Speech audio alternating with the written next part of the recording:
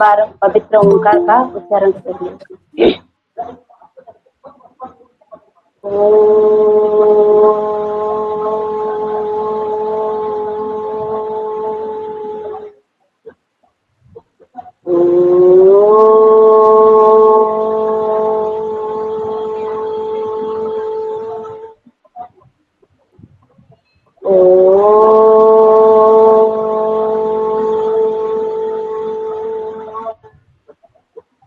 दोनों हाथ को प्रणाम मुद्रा में रख के अपने माता पिता इष्ट देव को गुरुदेव को प्रणाम करते हुए गायत्री मंत्र का पाठ करेंगे।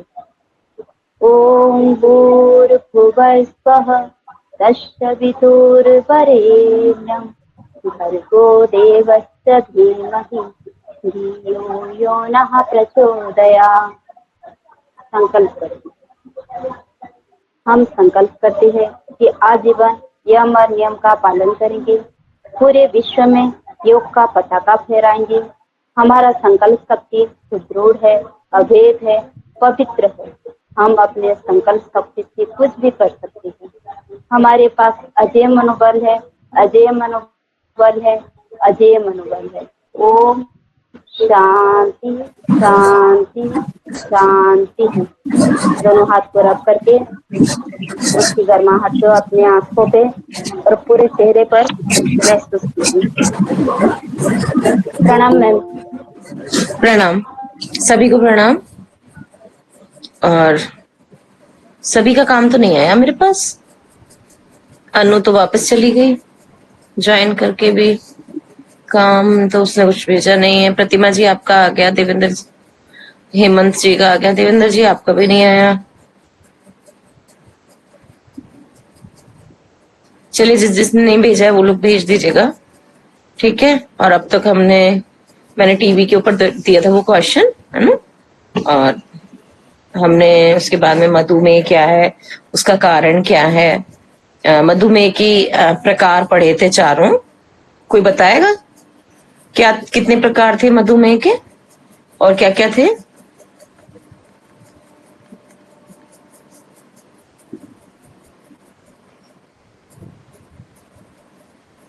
किसी को पता है मधुमेह के प्रकार कितने थे, कितने प्रकार का होता है मधुमेह? और मैडम 4 प्रकार के दिए। हाँ, उसके नाम। टाइप 1 मधुमेह, टाइप 1 का इंसुलिन डिपेंडेंट डायबिटीज, और इंसुलिन डिपेंडेंट डायबिटीज जी, और दूसरा है non insulin dependent diabetes, type 2 diabetes. हाँ, टाइप 2 डायबिटीज। और तीसरा गर्भावस्था में मधुमेह जो होता है, और तीसरा प्री डायबिटीज। हाँ, चौथा प्री डायबिटिक। चौथा वाला हाँ, पहले प्री डायबिटिक को नहीं लेते थे श्रेणी में, ये अभी प्री डायबिटिक को डायबिटीज वाली श्रेणी में लेने लगे, क्योंकि प्री डायबिटीज से बहुत सारी और बीमारियां में प्री डायबिटीज होता है, या प्री डायबिटिक होने के कारण बहुत सारी बीमारियां भी होती हैं, इसलिए इसकी इतनी वैल्यू। देवेंद्र जी आपका काम नहीं आया? जी मैम, आपका काम भेजा था जी। भेजा था जी। नहीं तो पहुंचा तो नहीं मेरे पास। चलिए एक बार वापस चेक करूंगी मैं, ठीक है। टीबी वाला भेजा था, टीबी वाला जी, टीवी वाला भेजा। अच्छा, ठीक है। देवेंद्र जी, हेमंत जी आपने भेज दिया था? जी मैम। अच्छा, अनु तुम्हारा काम यही 3-4 जने, सरोज जी और हैं वो भी करती हैं, अभी तो उन्होंने नहीं भेजा है। 4-5 और एक अवनी, उसका काम आ रहा, बाकी किसी का काम ही नहीं आता है। सब लोग नहीं भेजते हैं वर्क करके, और आप ही के लिए तो बेनिफिशियल है, और मार्क्स भी आपके लगेंगे इसके, तो करना तो चाहिए आप लोगों को। एग्जाम है नेक्स्ट मंथ में आपके सबके। मैम पता नहीं भेजना है मुझको।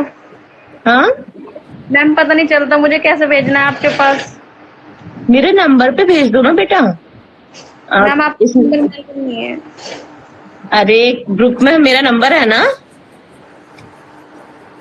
जी। हाँ, नहीं तो नहीं, आपका नंबर नहीं मैम, आपका नंबर सेव होके नहीं आता है, बस नंबर आता है या पता नहीं चलता है। फिर मैंने केदारनाथ सर को ने क्या बोली थी और नंबर लाई थी उनके साथ, अच्छा फिर साथ दिए थे नंबर। अच्छा अच्छा, ठीक है। भेज देना अनु। 9278 नंबर लिखो। 9278 78 4323 4323 2330। इस नंबर पे काम भेज रहा अपना सारा, है ना। और अब बहुत छुट्टियां भी हो गई थी, काम सारा होगा कंप्लीट तुम्हारा, है ना। मैम बुखार हो रहा था बहुत दिनों से।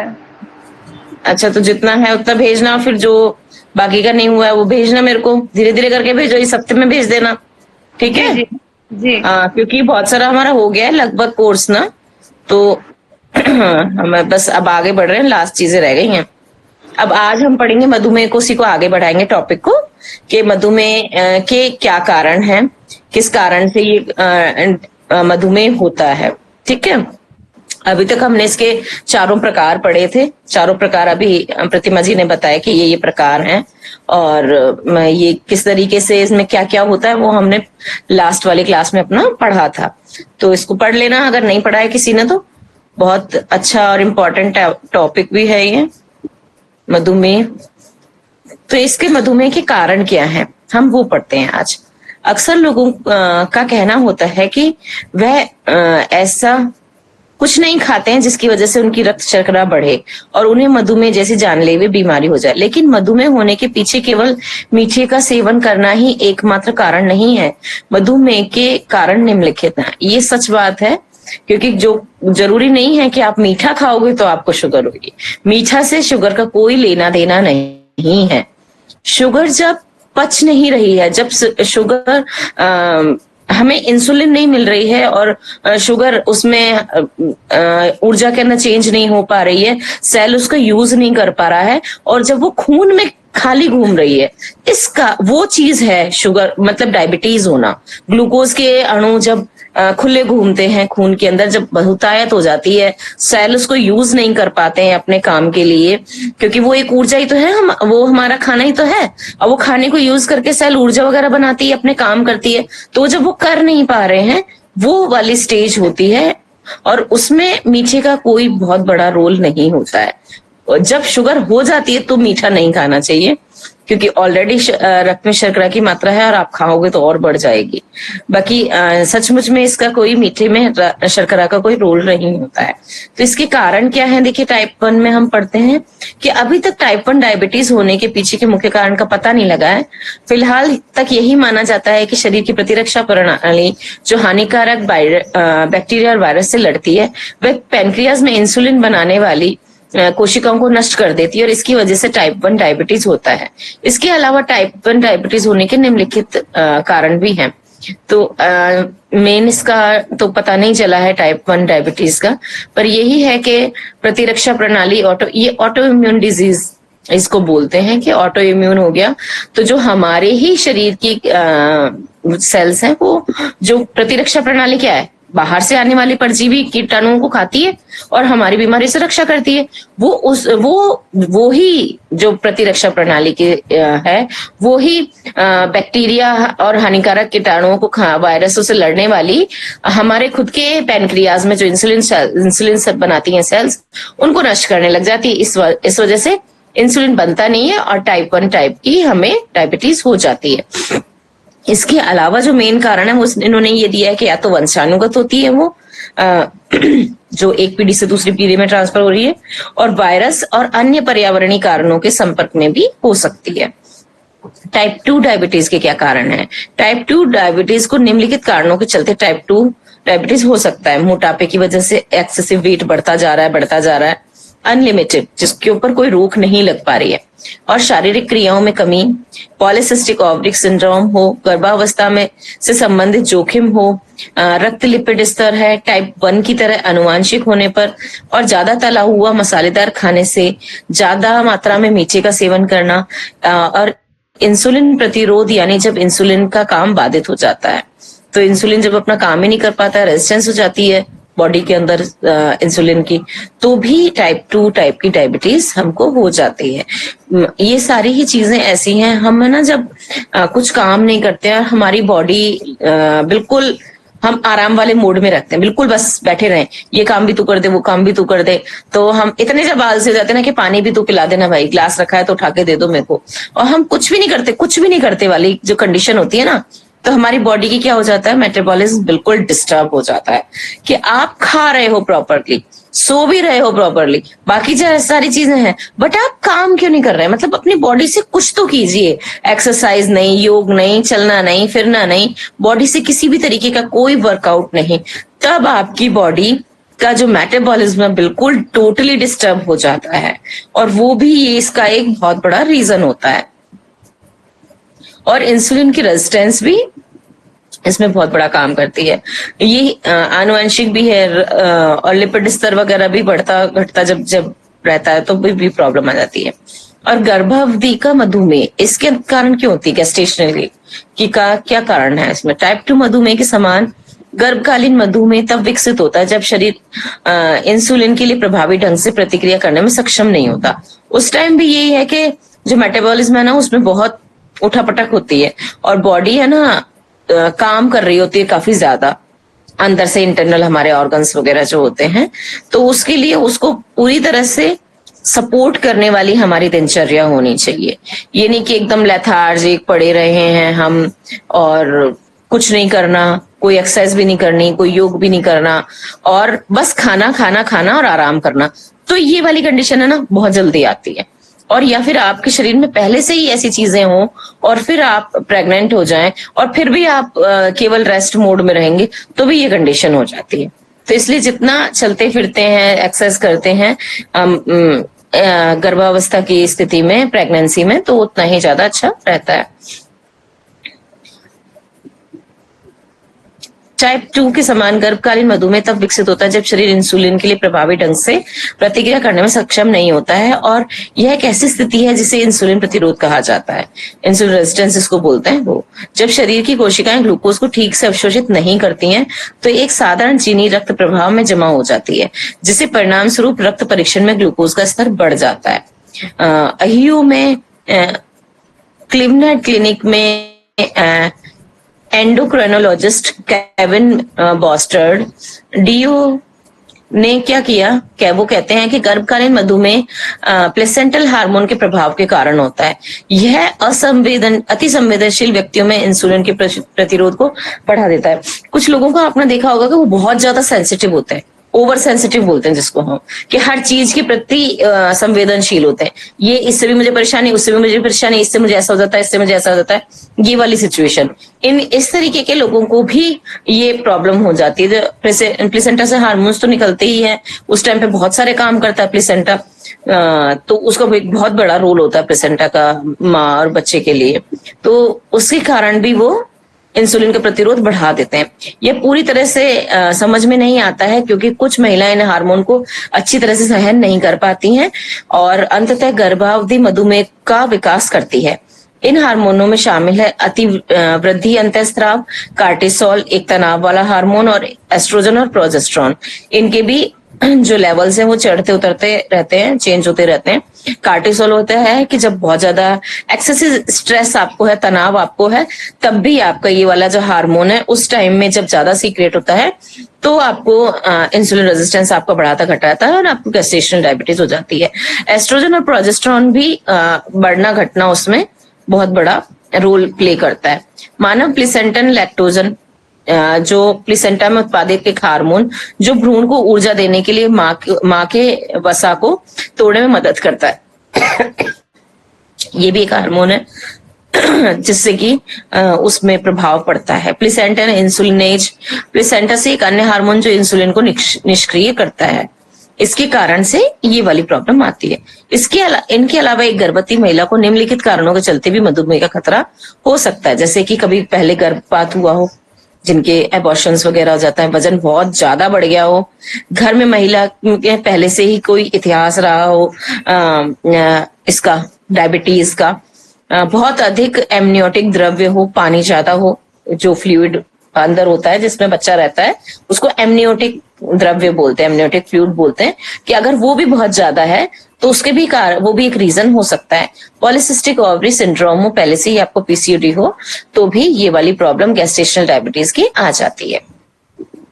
इसलिए इन सब चीजों का थोड़ा ध्यान रखते हुए और अपने आप को सही रखना चाहिए, ठीक है, क्योंकि जब रेजिस्टेंस हो जाता है सेल में, ये रेजिस्टेंस उत्पन्न होता है, ठीक है, जिससे बॉडी रेजिस्टेंस हो जाती है इंसुलिन की, और इंसुलिन को यूज नहीं कर पाती है सेल, और बॉडी में ऐसे ही फ्री घूमती है ग्लूकोज, और फिर हमें डायबिटीज हो जाती है। तो जब हम टेस्ट करते हैं तो पता चलता है इस बात का। प्री डायबिटीज क्या है? टाइप 1 डायबिटीज की तरह प्री डायबिटीज के कारण के अंदर हम पढ़ रहे हैं, प्री डायबिटीज की तरह, टाइप 1 डायबिटीज की तरह प्री डायबिटीज के पीछे के कारण के बारे में फिलहाल कोई सटीक जानकारी नहीं है, लेकिन इसके होने के पीछे पारिवारिक इतिहास एक महत्वपूर्ण भूमिका निभाते हैं। ये तो सभी के अंदर है कि ये अनुवांशिक होता ही है, हमने मेन में भी पढ़ा था ये कि ये अनुवांशिक है।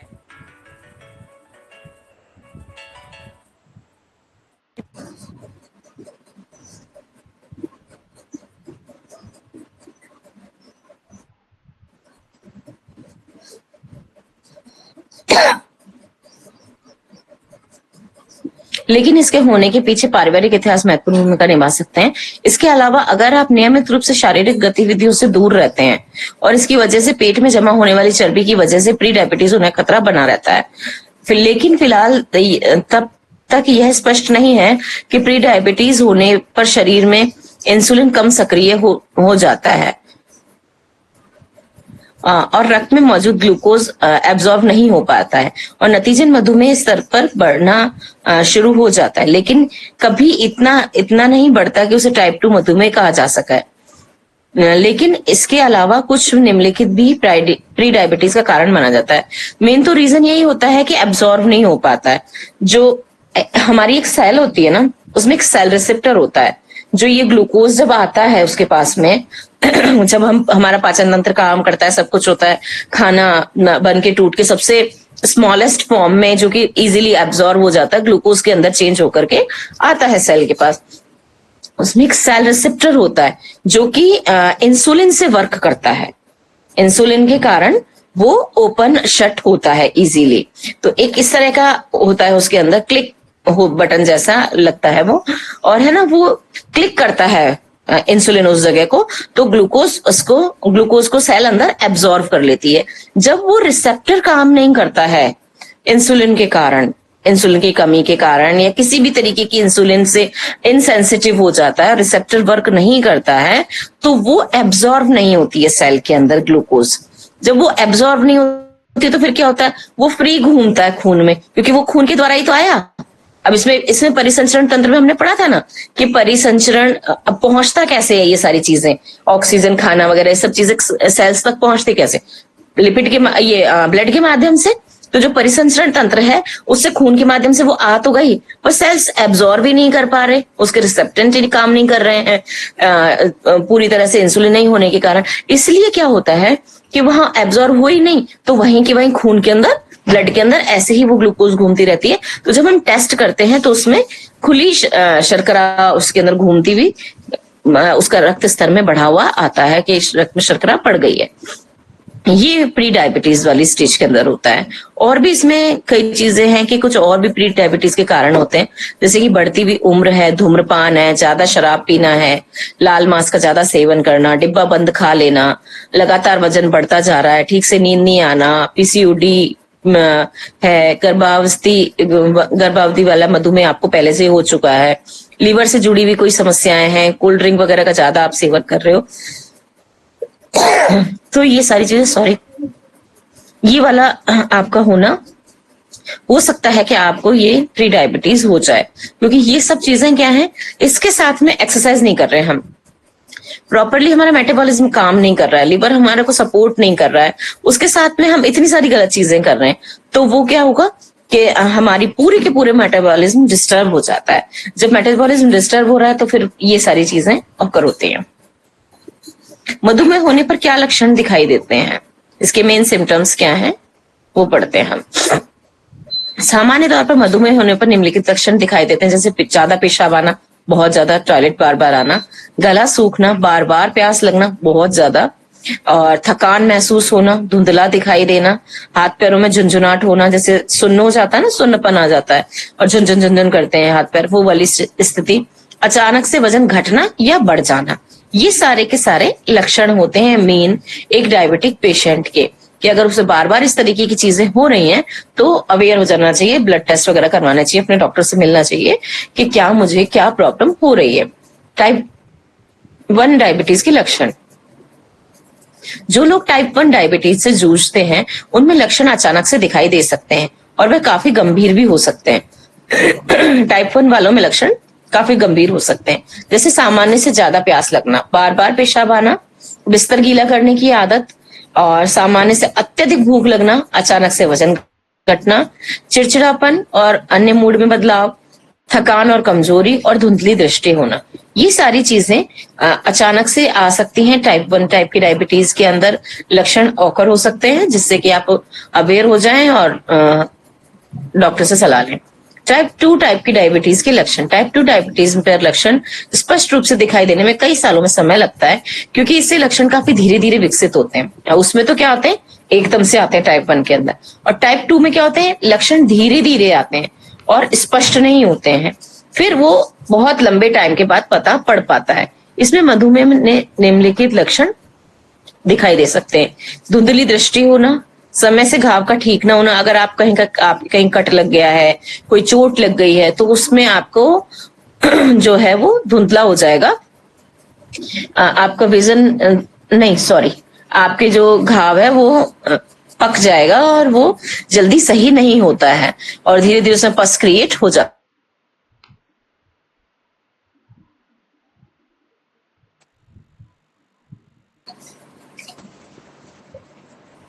तो उसके कारण क्या होता है कि आपका घाव ठीक नहीं हो पाता है। जब आपको डायबिटीज हो रही होती है तो आपकी बॉडी में ये साइन सबसे ज्यादा दिखाई देता है, और पैर वगैरह में ज्यादा घाव भी जल्दी जल्दी होते हैं। इसमें हाथ पैर में सूजन बने रहना, तो पैरों में बहुत जल्दी सूजन दिखाई देती है, और सूजन इस तरह से होती है कि आप उसको दबाएंगे तो 3 सेकंड के अंदर वापस ऊपर नहीं आती है। स्किन जैसे दब गई, अंदर गड्ढा हो गया, पर 3 सेकंड में ऊपर नहीं आई, इट मीन्स कि सूजन बढ़ गई है और वो काफी गहरी सूजन है, अंदर इन्फ्लामेशन जैसी क्रिएट कर देती है वो। त्वचा के कुछ क्षेत्र काले पड़ जाते हैं, आमतौर पे बगल और गर्दन। मेन इसका है कि ये जो आपकी नेक होगी ना, ये वाली जो लाइन होती है सबसे ज्यादा यहाँ से लेके यहाँ तक आपको दिखाई देगी कि ये ब्लैक हो जाती है। ये जो आपके नक्कल्स होते हैं ये सब ब्लैक होने लग जाते हैं, ये क्लियर नहीं होंगे, जैसे साफ है एकदम ऐसे क्लियर नहीं होंगे। ये वाले जो सब जॉइंट्स के ऊपर ये जगह होती है ना हमारी, ये ब्लैक दिखाई देने लग जाते हैं। ये हिस्से टखने जो होते हैं पैरों में, टखने उसके आसपास का हिस्सा ब्लैक होने लग जाता है। तो ये इस तरह का डिस्कलरेशन दिखाई देता है। और ये नेक का तो बिल्कुल 100% है कि पूरे शरीर से इस गर्दन का कलर अगर आपका गहरा हो चुका है तो आपको जरूर डायबिटीज का टेस्ट करवाना चाहिए। टाइप 2 डायबिटीज के अंदर ये 100% है, इसको मैंने देखा है कि आप उसी से इसको पहचान सकते। अच्छे से लाइन जैसी बड़ी गहरी काली लाइन जैसी आपको दिखाई देगी,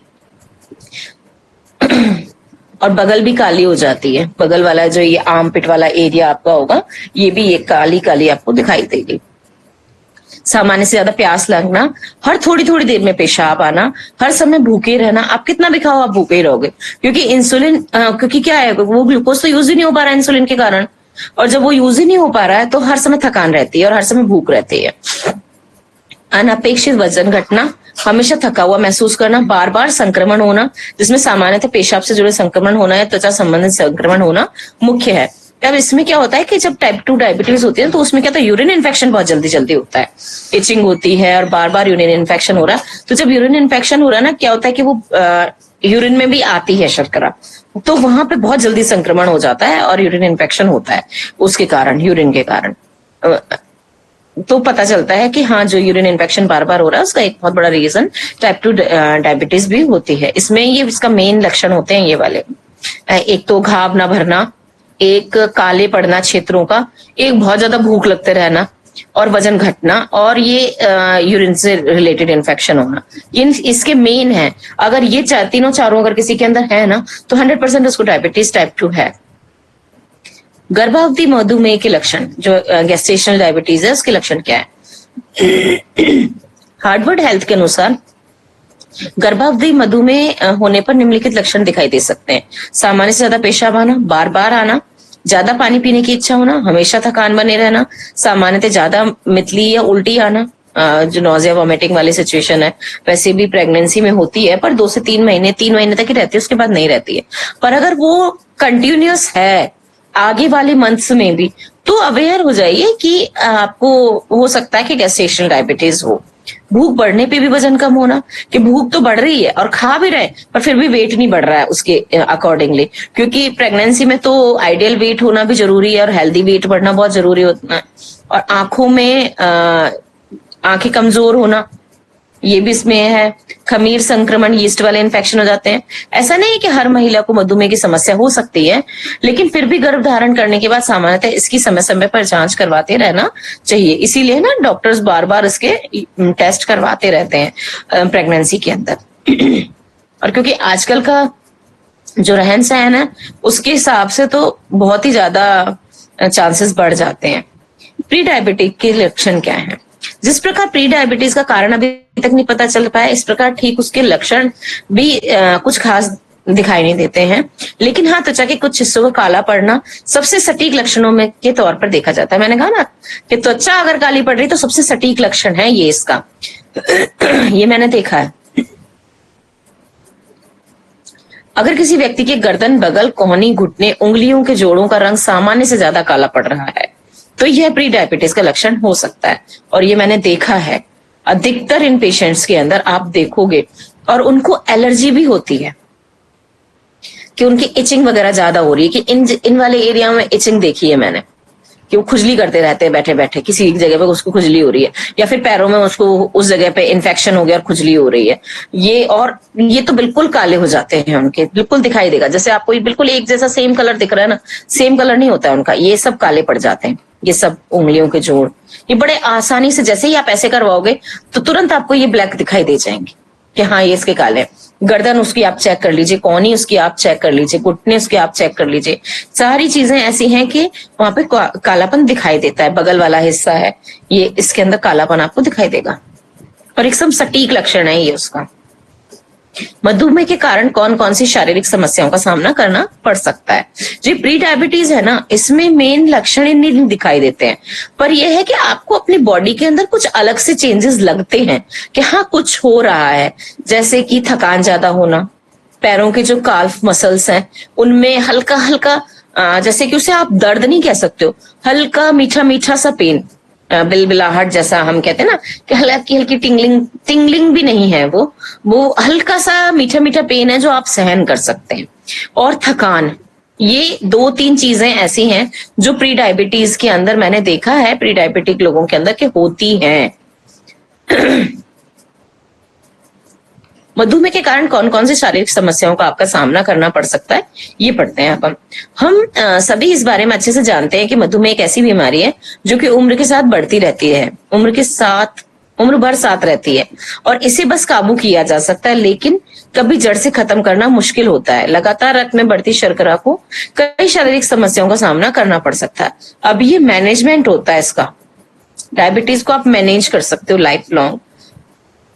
सही टाइम पे पता कर लेते हो तो बिना मेडिसिन के भी मैनेज कर लेते हो। सही टाइम पे पता नहीं पड़ पाता और आप मेडिसिन पे आ जाते हैं, बहुत ज्यादा बढ़ गई, तो आप उसको अपनी सही दिनचर्या रख के, आप उसको अपना सही खाना पीना मतलब सही डाइट रूटीन रख के, और अपनी जो आपकी जो दिनचर्या जो हमने पहले पढ़ी थी, दिनचर्या ऋतुचर्या वगैरह, इनको फॉलो करके हमेशा मैनेज करके रख सकते हैं इसको, कि वो आपका मैनेज रहेगा।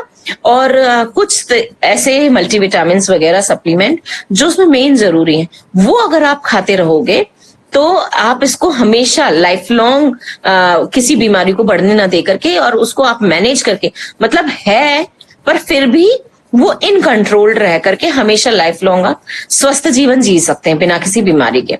और वहीं आपने अगर उसकी दवाइयों को इग्नोर किया, अपनी डाइट को, रूटीन को फॉलो नहीं किया, सब कुछ खाया, कोई एक्सरसाइज नहीं करी, कोई वॉक नहीं करी, कोई योग प्राणायाम नहीं किया आपने, तो वो फिर आपके साथ बहुत सारी बीमारियां लाती है अपने साथ में, और आपके शरीर को हर दिन के साथ कमजोर बनाती है। और फिर आपकी मृत्यु भी बहुत ज्यादा ये रहता है कि उसके कारण हो, क्योंकि वो उससे आपको ऐसी ऐसी बीमारियां हो जाएंगी कि आप फिर उससे बच नहीं सकते हैं अगर आपने उसको बिगाड़ लिया तो, और वहीं आपने उसको मैनेज कर लिया तो। और जैसे आयुर्वेद और नेचुरोपैथ को फॉलो करके अगर विद इन 3 मंथ आप उसको मैनेज कर सको और सही कर सको तो रिवर्स भी कर सकते हो। टाइप 2 डायबिटीज, गैस्ट्रेशन डायबिटीज और प्री डायबिटिक, इनको बड़े आसानी से रिवर्स किया जा सकता है। हालांकि जबकि आप अवेयर होने चाहिए, आप उसको सही से हर एक चीज को फॉलो करने चाहिए, क्या खाना क्या नहीं खाना, कब खाना, कितनी बार खाना, कैसे खाना, सोने का टाइम, खाने का टाइम, एक्सरसाइज का टाइम, हर एक चीज का टाइम डिसिप्लिन जब मेंटेन होगा तो आप डायबिटीज को रिवर्स कर सकते हो।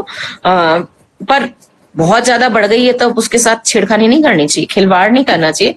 ऐसे नहीं कि आप इंसुलिन के ऊपर हो और आप बस उसके साथ में ये चल दिया हमके, नहीं अब तो हम इंसुलिन तो लेंगे नहीं, और ये सब।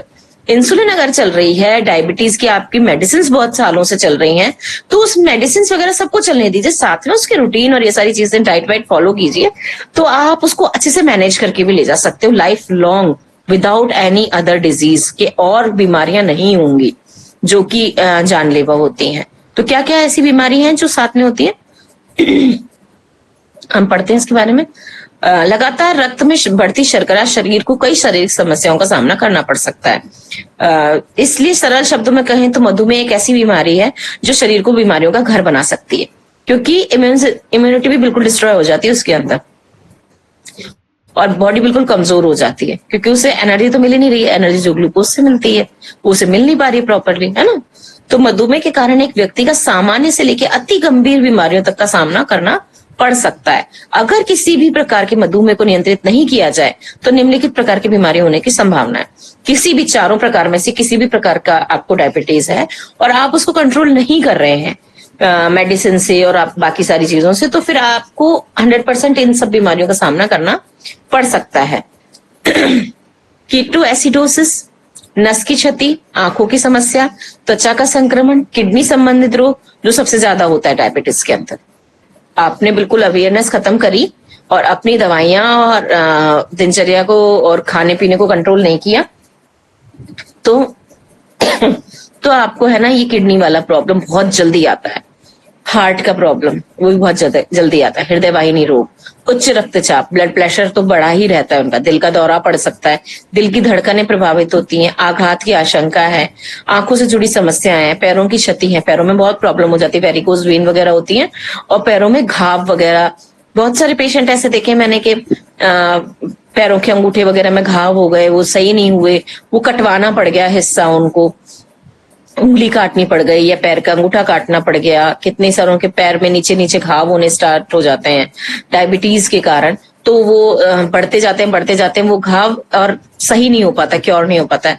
और अवेयरनेस की कमी भी है कि आप उसको लाइटली ले रहे हैं, घर पे उसका इलाज कर रहे हैं, ट्रीटमेंट नहीं ले रहे हैं, तो फिर वो खतरनाक हो जाता है आपके लिए, और वो उस हिस्से तक को काटना पड़ता है, इतना खतरनाक हो जाता है।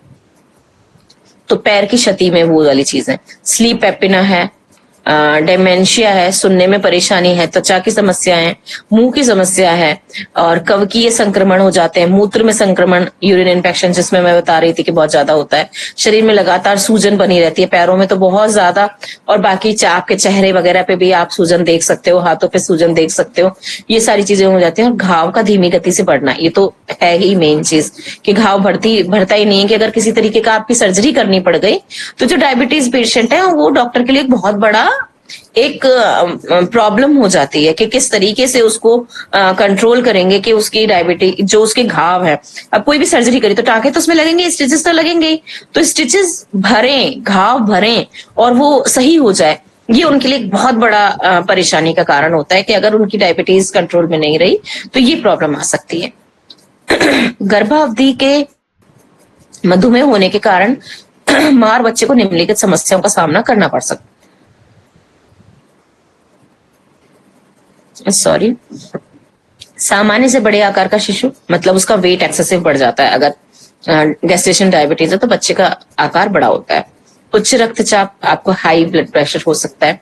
निम्न शर्करा हो सकती है, हाइपोग्लाइसेमिया। उम्र भर तक मां और बच्चे को मधुमेह होने की आशंका रहती है, लाइफ लॉन्ग। पेशाब से जुड़ी समस्याओं के बने रहना, मधुमेह होने पर कैसे बचाव किया जा सकता है? एक बार मधुमेह होने पर सबसे बड़ी चुनौती होती है इससे छुटकारा पाना या इससे बचाव करना, ताकि आपको और दूसरी शारीरिक समस्याओं का सामना न करना पड़े। इसके लिए सबसे जरूरी है कि आप अपने आहार और जीवन शैली में उचित बदलाव करें, जो मैं शुरू से बता रही हूँ कि आहार जीवन शैली में बदलाव करना बहुत ज्यादा जरूरी है, जिससे आप खुद को हमेशा स्वस्थ महसूस करते रहें। काफी लोगों का मानना है कि केवल आहार में परिवर्तन करके इंसुलिन लेने से मधुमेह में काबू में आने लग जाएगा, लेकिन ऐसा बिल्कुल नहीं है कि इससे मधुमेह के स्तर में काबू आ जाएगा और दूसरे शारीरिक समस्याओं के होने की आशंका तो फिर भी बनी रहेगी। इसलिए सबसे जरूरी है कि आपने आहार में परिवर्तन के साथ साथ कुछ निम्नलिखित आदतों को भी जरूर अपनाएं। ये जो आहार और जीवन शैली है ना, ये बहुत बड़ा रोल इसके अंदर अदा करती है। जब भी मैं देखती हूँ, मेरे पास डायबिटीज के पेशेंट आते हैं, क्योंकि मैं डायबिटीज एजुकेटर भी हूँ, तो डायबिटीज के पेशेंट आते हैं तो उनके अंदर स्ट्रेस लेवल बहुत ज्यादा होता है, और स्ट्रेस था इसलिए डायबिटीज हुई, और डायबिटीज होने के बाद डायबिटीज का भी उनको स्ट्रेस होता है। तो उनकी काउंसलिंग करना, उनको क्योंकि किसी न किसी लेवल का स्ट्रेस है, तो इतनी ज्यादा उनकी इन सब चीजों के साथ में प्रॉब्लम क्रिएट कर रहा है। ठीक है, तो वो वाली चीजें भी होनी चाहिए, और साथ में आप उनका पूरा रूटीन जो है, दिन का रूटीन, मंथ का रूटीन, उनका जो भी खाने पीने का रूटीन है और आहार, इसमें परिवर्तन आप करो, और फिर देखो कि बहुत जल्दी बहुत अच्छे चेंजेस आते हैं। पर उनको अपनी बहुत सारी आदतों में भी सुधार करना ही पड़ता है। अगर वो स्ट्रिक्टली फॉलो नहीं कर रहा है तो फिर वो अगर आपको बेवकूफ बना रहा है तो वो आपको नहीं बेवकूफ बना रहा है, वो फिर अपने आप को बेवकूफ बना रहा है, अपने शरीर के साथ खेल रहा है। ठीक है, क्योंकि इन सब चीजों के ऊपर कंट्रोल बहुत ज्यादा जरूरी है। निम्नलिखित आदतों को भी जरूर अपनाएं। अपने वजन को काबू में रखें, जिम जाएं, योग करें, अपने रक्तचाप और कोलेस्ट्रॉल को नियंत्रण में रखें। दिन भर में कम से कम 15 से 20 मिनट तक पैदल चलें। पैदल चलना बहुत ज्यादा जरूरी होता है। पैदल ये नहीं कि आप घर में चलिए, नहीं, बाहर निकलिए घर से, जहां आपको पूरी ऑक्सीजन मिले, फुल ऑक्सीजन मिले, किसी भी पार्क में, किसी भी ऐसी जगह पे जहां पे अच्छे से पेड़ वगैरह हो। सुबह का टाइम और शाम का टाइम, दोनों टाइम आप वॉक करो, 15 से 20 मिनट ब्रिस्क वॉक, तेज वॉक। क्या आपको पसीना आना चाहिए, ऐसी वॉक होनी चाहिए। ये नहीं कि बस घूम रहे, टहल रहे, टहलना नहीं है, तेज कदमों से चलना है। एक्सरसाइज करनी है उसके साथ में, आपको जरूर आपको योग करना है, प्राणायाम करना है। विटामिन डी आपको जरूर लेनी चाहिए, क्योंकि मैं हर पेशेंट के अंदर देखती हूँ कि विटामिन डी एक जैसे कि उसके लिए सपोर्ट है, मेडिसिन के साथ में सपोर्ट है विटामिन डी। विटामिन डी आप उन पेशेंटों में देखोगे बहुत कम हो जाती है और बहुत ही नुकसानदेह उसकी स्थिति रहती है। जैसे आप डायबिटीज के पेशेंट को विटामिन डी देना चालू करो तो अपने आप उसको है ना हेल्दी फील होने लग जाता है। उसको जो हर समय बॉडी के अंदर थकान वाली स्थिति रहती है ना, उस पर भी कंट्रोल होता है विटामिन डी से। जिम जाएं, योग करें, वजन पे काबू रखें कि जो वजन बढ़ रहा है एकदम से तेजी से, उसको बढ़ने मत दो, आप कंट्रोल रखो उसके ऊपर कि आपका बॉडी वेट एक्सेसिव ना बढ़ पाए, आपका बॉडी वेट आपके कंट्रोल के अंदर रहे, कि जो है वो ही रहे। आप उसको कम करने की कोशिश करो, बढ़ने की कोशिश नहीं करो उसको, है ना। और जितना ज्यादा मेटाबॉलिज्म को कंट्रोल में रखेंगे उतना ज्यादा उसके ऊपर कंट्रोल रहेगा ही रहेगा। अपने शरीर की सफाई का खास ख्याल रखें, इसमें बहुत ज्यादा जरूरी है साहब, क्योंकि जो पैरों की उंगलियां वगैरह होती है उनके अंदर इन्फेक्शन बहुत जल्दी हो जाते हैं, तो अच्छे से हाथ पैरों को धोना, साफ रखना बहुत ज्यादा जरूरी है। धूम्रपान और शराब से दूर रहे क्योंकि ये बहुत बड़ा रोल प्ले करती है आपकी डायबिटीज बढ़ने में, डायबिटीज होने में भी। हर थोड़ी थोड़ी देर में कुछ ना कुछ खाते रहें, लंबे समय तक भूखा न रहें, बहुत लंबा टाइम भूखा नहीं रहना चाहिए, फिर चक्कर वगैरह आने लग जाते हैं डायबिटिक पेशेंट को और फिट हो जाते हैं। हमेशा सक्रिय बने रहें, ज्यादा आराम नहीं करें, ये बहुत ज्यादा जरूरी है कि आप सक्रियता बनाए रखें। ये नहीं कि हमें डायबिटीज है तो हमें आराम करना चाहिए, हमें शुगर है तो हमें आराम करना चाहिए। जितना आराम की जरूरत है सिर्फ उतना आराम, कि जैसे आप थक गए हो तो थोड़ी देर आप लेट करके या बैठ करके अपने शरीर की थोड़ी थकान कम कर लो। ये नहीं कि आप सो गए 2 घंटे के लिए, वो तो फिर गड़बड़ हो जाएगा। बॉडी को केवल रेस्ट दो, थोड़ा सा आराम वाली स्थिति में मत ले जाओ। आप आराम वाली स्थिति में ले जाओगे तो वो बॉडी के लिए खराब हो जाएगा। इसमें सक्रियता बहुत ज्यादा जरूरी है। जितना ज्यादा लेथार्जिक होते जाओगे, पड़े रहोगे तो फिर वो उसको कंट्रोल में करना बहुत मुश्किल है, वो फिर कंट्रोल नहीं हो सकती। हमेशा ताजा खाना ही खाएं, डिब्बा बंद और फ्रोजन फूड खाने से दूर रहें। ये भी मैंने देखा है कि जो लोग बाहर का खाना खाते हैं और डायबिटीज होती है उनको, तो वो बहुत तेजी से बढ़ती है। मैदा वाला जो खाना है, चाउमीन, मोमोज, मैगी, ये सब चीज बहुत नुकसान करती है। पिज्जा वगैरह, सॉसेस, अलग अलग तरीके के कोल्ड ड्रिंक्स, ये सारी चीजें बहुत ज्यादा नुकसान करती हैं। वहीं आप घर का खाना खाओ, आप रोटी खाओ, अगर आप चावल भी खाओगे ना हफ्ते में 4 दिन भी, तो भी वो इतना नुकसान नहीं करेगा जितना आपको बाहर का पैक्ड फूड नुकसान करेगा। और ये सारी चीजें नुकसान करेंगी जो बाहर की आती हैं। घर में जो भी बना के खाएंगे वो बहुत फायदा करेगा। और डायबिटीज के अंदर एक और चीज मैंने देखी कि जो फर्स्ट जो ब्रेकफास्ट है उसमें फ्रूट बाउल बहुत अच्छा काम करता है, कि आप उसको सुबह की डाइट के अंदर जो उसका ब्रेकफास्ट है वही आप फ्रूट दो। जब हम उसको फ्रूट देते हैं, केवल फ्रूट, उसके अंदर से मैंगो हटा दो और उसके अंदर से बनाना हटा दो और ग्रेप्स हटा दो, ये 3 फ्रूट्स उसको मत दो। और चीकू, जब चीकू का सीजन है तो चीकू नहीं दे। तो इन सब चीजों से क्या होता है कि जो बाकी का फ्रूट है वो खूब सारा दो, जो उसका वेट है उसका 10 to 10 करके उसको उतना फ्रूट दो। और वो इतना अच्छा चेंज लेके आता है, क्योंकि फ्रूट्स के अंदर क्या होता है, फ्रक्टोज होता है, वो धीरे धीरे रिलीज होता है। तो जो इनको थकान रहती है, ज्यादा भूख लगती है, बॉडी के अंदर जो बीमार वाली स्थिति लगती है, वो नहीं लगेगी। फिर वो स्वस्थ रहेंगे, एनर्जेटिक रहेंगे और है ना सक्रिय भी रहेंगे और काम करते रहेंगे। और अपनी बॉडी की थकान को भी उनको कम महसूस होगी और वो मतलब उनको ऐसा लगेगा कि हाँ मेरी आंखें हमेशा खुली रहती हैं, मैं एकदम से एनर्जेटिक रहता हूँ। ऐसी वाली चीजें रहती हैं। बाहर के खाने से और फ्रोजन फूड से दूर रहें। जहां तक हो सके नॉन वेज भी नहीं खाएं, क्योंकि नॉन वेज भी बड़ा, क्योंकि वो जब पच नहीं पाता है तो वो बॉडी के अंदर नुकसान ही करता है और आपको खाने में वही प्रॉब्लम होती है। खाओगे तो आपका शुगर लेवल बढ़ेगा ही बढ़ेगा। और इसमें ये भी है कि खाना जब आप खा रहे हैं तो बहुत सारे लोग क्या करते हैं कि चावल भी खाते हैं तो रोटी भी खाते हैं। अब इसमें ये चावल खा रहे हो तो रोटी मत खाओ, रोटी खा रहे हो तो चावल मत खाओ। जैसे बहुत सारे लोग होते हैं जिनको भाई चावल के बिना काम ही नहीं चलता, जिनका साउथ इंडियंस वगैरह अगर आप लोग देखोगे तो उन लोगों को ये कहते हैं कि भाई हम बिना चावल के खाना, हमें तो पेट ही नहीं भर रहा है हमारा। तो फिर उस हिसाब से कि रोटी वाला हिस्सा नहीं हो।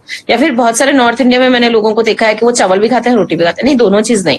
और सेकंड थिंग कि जहां तक हो सके गेहूं का कम उपयोग करके आप मोटा अनाज ज्यादा खाओ। ज्वार, बाजरा वगैरह ये सारी चीजें जब ज्यादा खाओगे तो वो बहुत अच्छा काम करती है। अमरनाथ का आटा है, कुट्टू का आटा वगैरह है, ये सब चीज, क्विनोआ वगैरह, ये बहुत अच्छा रोल अदा करते हैं इसके अंदर। तो वो खाना बहुत ज्यादा फायदा करता है। ठीक है, हमारा ये खत्म हो गया इसका टॉपिक। हमारा नेक्स्ट टॉपिक है अति पीयूषता और अल्प पीयूषता। तो ये अति पीयूषता और अल्प पीयूषता क्या होता है? पीयूष ग्रंथि के कारण होती है।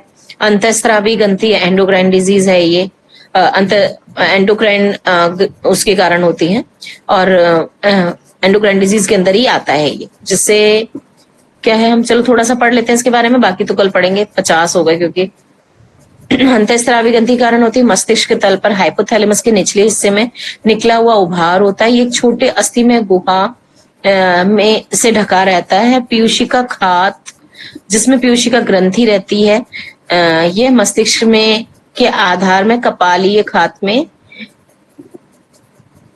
जत्तुकास्थि में स्थित रहता है। इसे एक मास्टर ग्रंथि माना जाता है। पीयूष ग्रंथि को मास्टर ग्रंथि कहते हैं। ये मेन है, इसको अंडरलाइन जरूर कर लेना। पीयूषिका ग्रंथि हार्मोन का स्राव करने वाली समस्थिति का विनिमय करता है, जिसमें अन्य स्रावी ग्रंथियों को उत्तेजित करने वाले ट्रॉपिक हार्मोन शामिल होते हैं। इसीलिए इसको मास्टर ग्रंथि कहते हैं। क्यों कहते हैं मास्टर ग्रंथि? क्योंकि जो इसका स्राव है ना, वो बाकी की सारे अंतःस्रावी ग्रंथियों के स्राव को स्रावित करने के लिए उत्तेजित करता है। मतलब उनको उनका काम करने का जो सिग्नल है वो ये वाला हार्मोन देता है, जो किससे निकलता है? पीयूष ग्रंथि से। ठीक है, कार्यात्मक रूप से ये हाइपोथैलेमस के माध्यमिक उभार द्वारा जुड़ा होता है।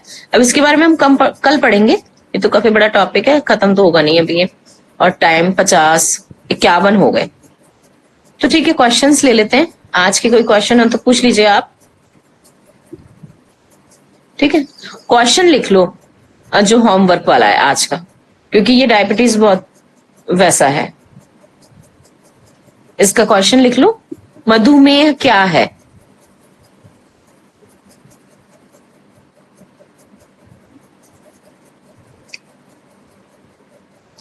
इसके कारण, लक्षण और प्रकार लिखिए।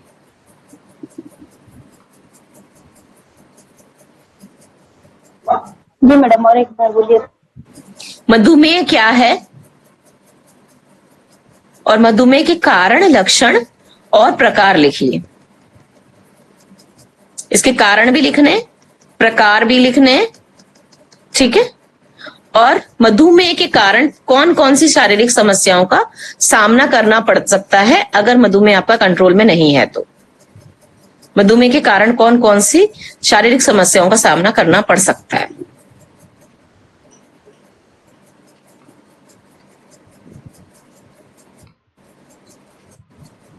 ठीक है,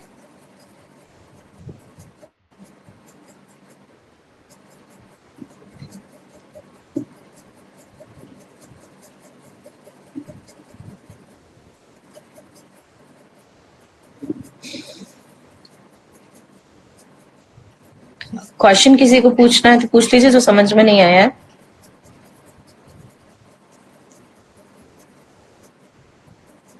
पांच 7 मिनट है अभी।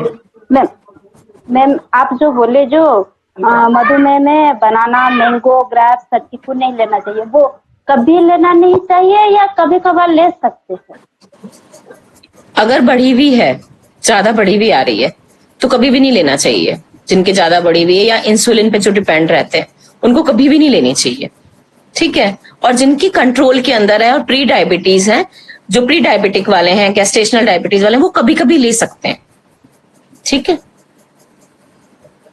नहीं मैम, मेरे हस्बैंड का है ना, इसलिए मैं पूछी कि क्योंकि नहीं क्या उनका स्ट्रोक भी शुगर के कारण ही आया था, स्टेन लगा है।